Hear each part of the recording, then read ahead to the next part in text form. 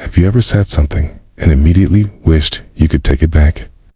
That feeling of regret, the awkward silence, the knowledge that your words might have caused harm or revealed too much.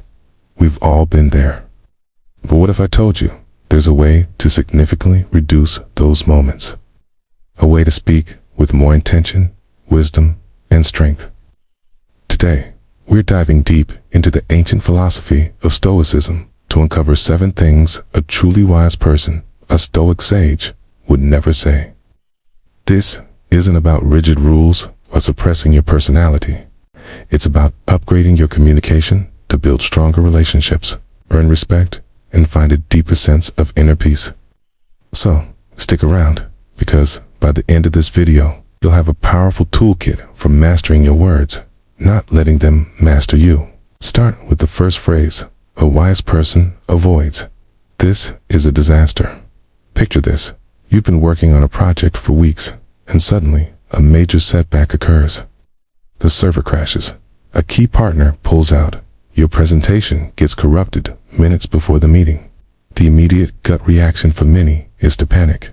It's all over. This is a complete disaster. But a student of Stoicism would see this differently. The Stoics, like the great emperor Marcus Aurelius, taught us to distinguish between what happens to us and our judgment about what happens. The event itself, the server crash, is neutral. It's just a fact. It's our interpretation that labels it a disaster.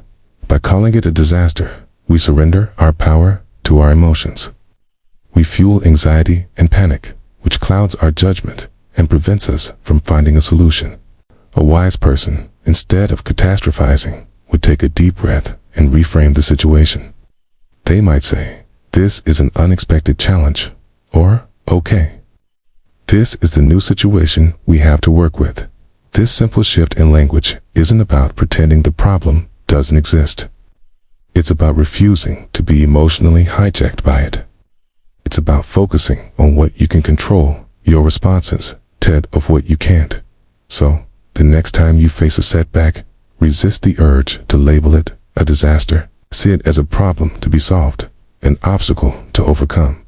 You'll find that your mind stays clearer, and solutions appear much faster.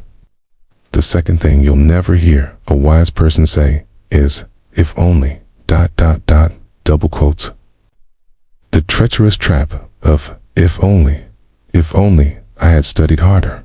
If only I had bought that stock. If only I hadn't said that." This phrase is a language of regret, and it chains us to a past we cannot change. The Stoic philosopher Epictetus was very clear on this. He taught that we should focus our energy exclusively on what is within our control. The past is, by definition, outside of our control. Wasting mental and emotional energy wishing for a different past is not just unproductive, it's a form of self-inflicted suffering. It keeps you stuck in a loop of what could have been, preventing you from fully engaging with the present moment, the only place where you have any real power. A wise person doesn't ignore the past. They learn from it. Instead of saying, "If only I had started my business sooner," they analyze the hesitation. I ask, what lessons can I learn from my past inaction to ensure I act more decisively now? They turn regret into a lesson, a stepping stone for future growth. The past is a teacher, not a jailer. Let go of "if only" and embrace next time. This shift from regret to reflection is a cornerstone of a wise and effective life. Now for number 3, a phrase that's incredibly common, but deeply unwise. I can't. These 2 words are a declaration of defeat before the battle has even begun. When we say "I can't," we often mean "I'm scared to," "I don't know how to," or "it will be difficult." We create a mental barrier that can be more formidable than any external obstacle. The Stoics believed in the power of the human will and our capacity for resilience. They would argue that unless something is physically or logically impossible, the phrase "I can't" is a self-imposed limitation. A wise person replaces "I can't" with more honest and empowering alternatives. Instead of "I can't give that presentation," try. I feel nervous about public speaking, so I need to practice. Instead of, I can't learn that new skill, say, I'll need to break it down into smaller steps to learn it. This reframing does two things. First, it acknowledges the real issue: fear, lack of knowledge, or difficulty, without shutting down the possibility of success. Second, it immediately shifts your focus toward a solution. It turns a dead-end statement into a starting point for action. Remember the words of Seneca: it is not because things are difficult that we do not dare. It is because we do not dare that they are difficult. Challenge your I can'ts. You are far more capable than you give yourself credit for. Next up, the fourth phrase, to strike from your vocabulary. It's not fair. Life is full of moments that feel unjust. Someone less qualified gets the promotion. You face a hardship that others don't. A storm ruins your vacation plans while your neighbor enjoys sunny skies. Complaining that it's not fair is like shouting at the rain to stop. It accomplishes nothing and only deepens your sense of bitterness and victimhood. The Stoics were realists.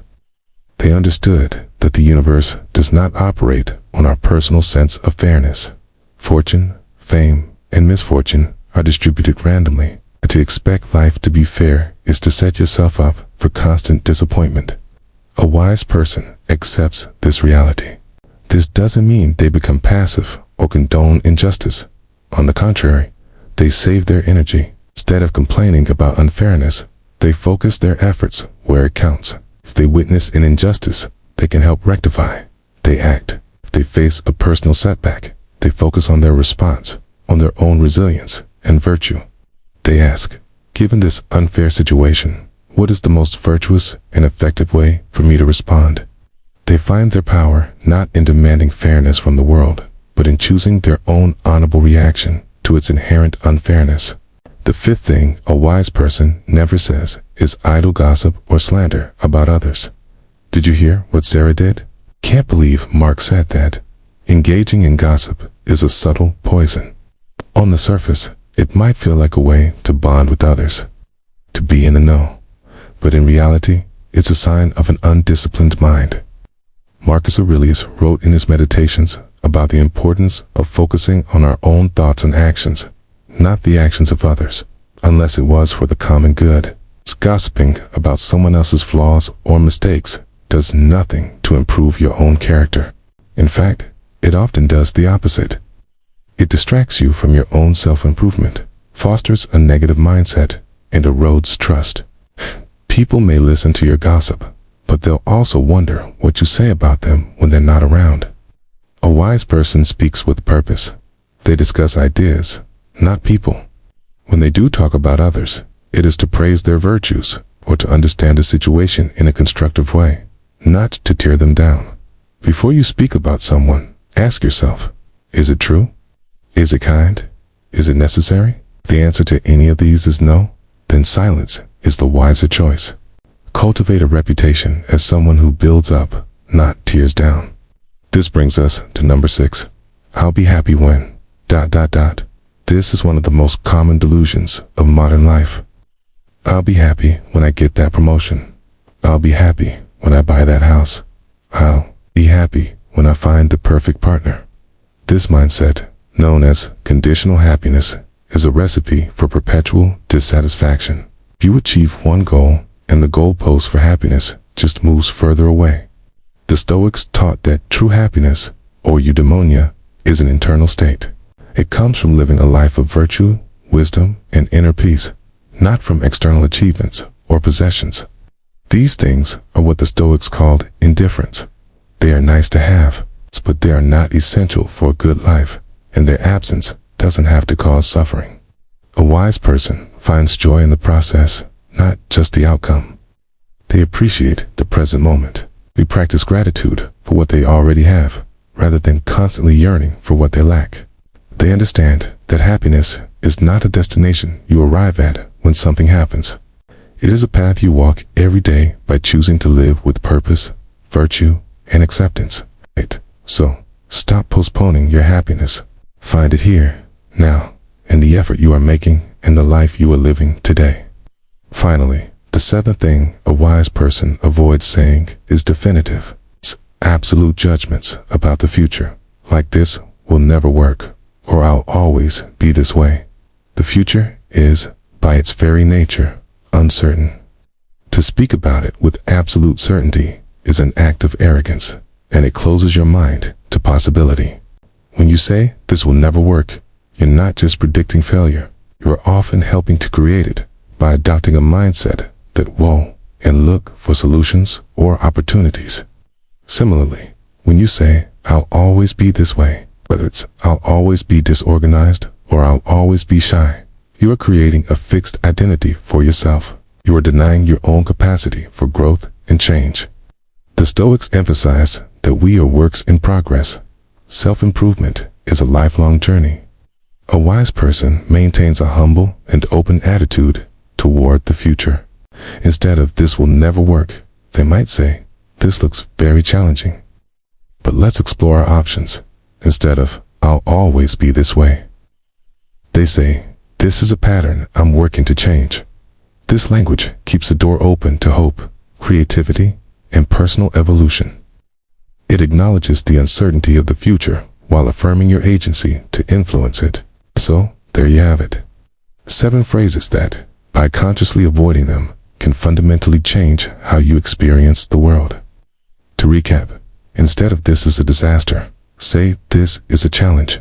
Instead of, if only, say next time, I will. Replace I can't with how can I. Let go of it's not fair and ask what can I control. Avoid gossip and discuss ideas. Stop saying I'll be happy when and find joy now. And finally, challenge absolute statements about the future and embrace possibility. Mastering your language is a powerful Stoic practice. Your words don't just describe your reality, they create it, okay? By choosing your words with wisdom, you choose to live a more resilient, peaceful, and powerful life. Thank you for joining me on this journey into Stoic wisdom.